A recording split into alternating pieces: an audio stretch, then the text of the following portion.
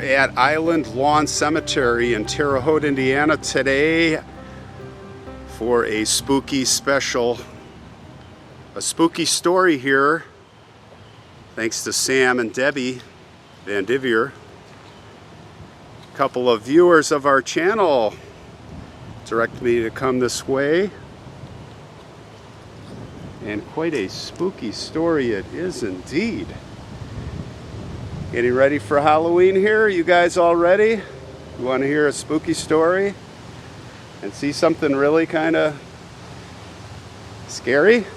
Well, I think we're at the right place. Well, we're at a cemetery, but it is here. There's a kind of a special mausoleum of a guy who was very paranoid about being buried alive. You know how we like those stories of escape hatches and buried alive. So this is what drew us here. We're gonna go see that mausoleum of Martin Alonzo Sheets, who is known here in Terre Haute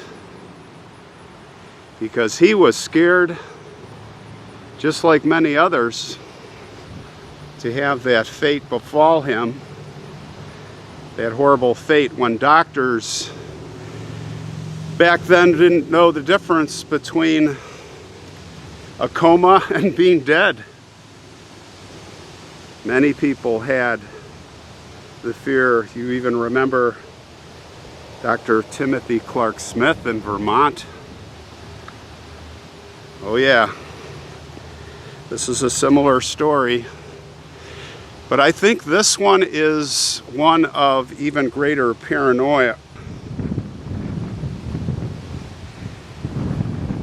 Alonzo had that horror. He was obsessed, and as many, he was an eccentric guy. Here he imagined he could hear the doctor saying, "I'm sorry, Martin. I'm really sorry," as he pulled the sheet over his head. Dead. Being declared dead. He thought about how it could feel. What would it be like lying in my casket as the lid was locked? Have you guys ever had that feeling? Have you ever thought about that? I don't know that I have a lot. I think it's crossed my mind. And it is freaky. But I don't know about the sound of dirt being thrown on my coffin, but it is said that he related that he was laying there and just listening to the dirt thud, shovel by shovel, over his coffin, 6 feet under. So he wasn't going to have that done. To start with, he was going to go in a mausoleum, of course. But he also had a special casket built, one that had interior latches that could be, of course, unlocked from the interior. And he had this special mausoleum built for not just himself, but his family. So, of course, being underground would never be an issue. And he could make his escape if he needed to. So, to make sure that he had those special release latches designed inside the lid of the door, and as a backup, if somehow that failed, he had a telephone installed in there. Yes, a telephone. He paid a whole bunch of money to the telephone company ahead of time. His burial instructions provided for food to be left at the tomb on his burial day, a bottle of whiskey, it is said. Other provisions, should he have to wait a few hours. to be let out of the mausoleum. I guess he could sit there and maybe even smoke a cigar.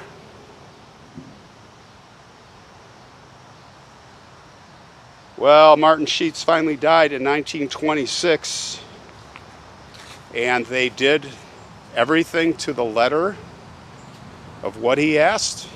They built the mausoleum. And the phone company did put the phone on. The phone inside. And they said that the operators were nervously waiting for his possible call. Hour by hour, day by day. Would that phone ring? Would he be calling? Everybody was on edge. But he didn't. He didn't call. Not yet. He didn't call yet. Because here's the scary part. The scary part is that his wife, when she died, they found her and she was clutching a phone, their phone, in the bedroom, and they could not pry it from her fingers, no matter how hard they tried. She was clutching that phone.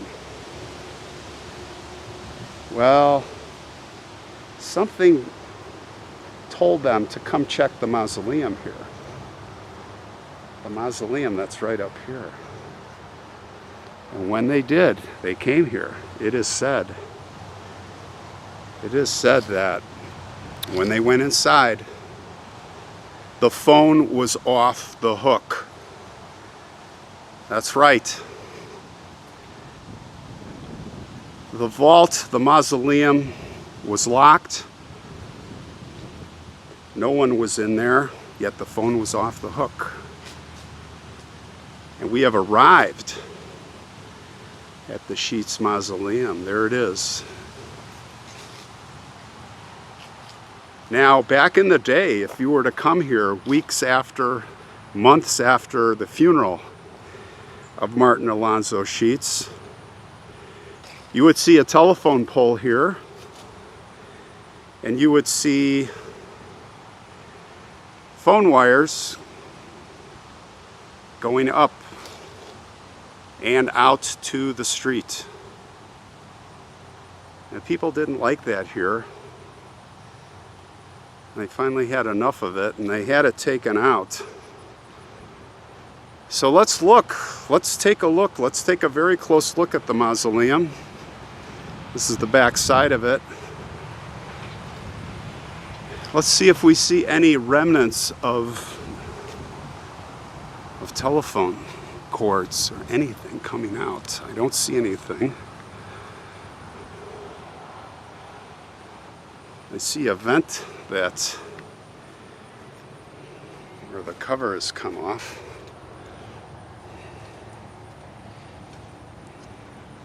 That is open.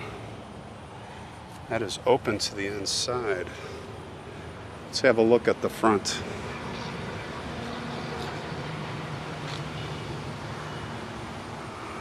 Well, it's a beautiful mausoleum. It is. M.A. and S.G. Sheets. That would be Martin Alonzo and Susan Catherine, his wife. And their only child, Ethel, is also in here. She was only 13 months old when she passed. Behind these doors is where the phone is. Or was. And I look down here and it looks like there is a footprint. What do you suppose that is? Maybe two footprints of someone trying to get in. Well, we'll take a look inside, but the glass looks opaque. And there is no looking in there. The glass is opaque. Black.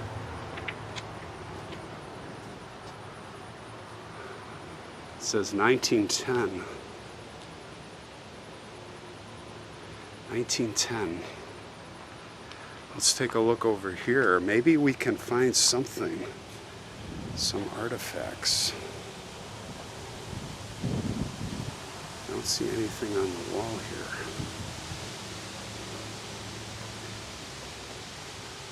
Here is another missing grate. Do you suppose people tried to get in there? I don't know. I'm looking on the roof. I don't see any sign of any wires or holes. I guess they may have brought the phone lines right out through, it would seem to me, the back, because I think the phone was outside of the, I don't think it was in the crypt. I think it was in the vestibule here. Here's another one that's, looks like it's coming out. And I'm gonna bet you this is where the phone line was coming out. Oh, look at this. I see a figure in there. Looks like a statue. Okay guys, we are going to phone mode. We're gonna have some better luck seeing inside. It looks the back of maybe the Savior, Jesus. Don't know. Let's take a look over here. And look at that. What do you suppose is going on in there? Looks like looks like the wall is torn away. And I don't know.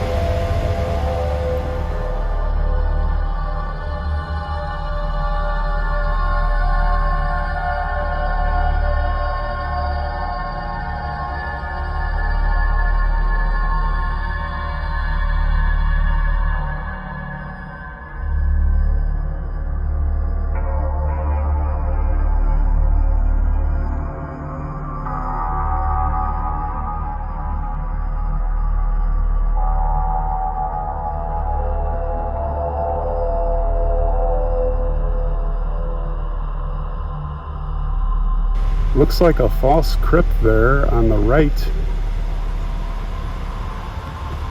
I guess that's the front door, right?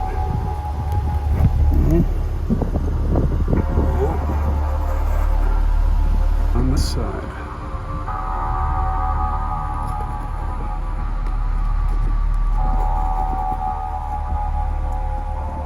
You see part of the ceiling there.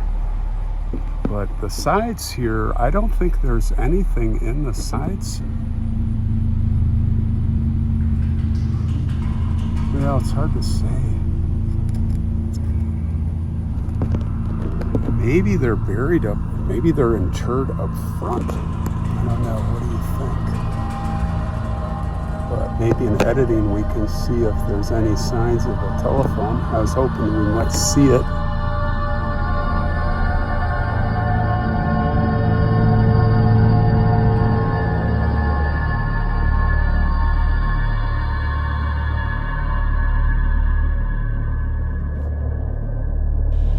Okay, gang, we're gonna have to go with that. Hopefully something comes out in editing as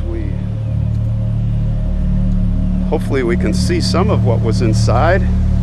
I saw some stuff, but yeah, this is it. This is where he may have made the phone call, and maybe still today a phone call will be made to your house from Martin Alonzo Sheets. So stay close to your phone.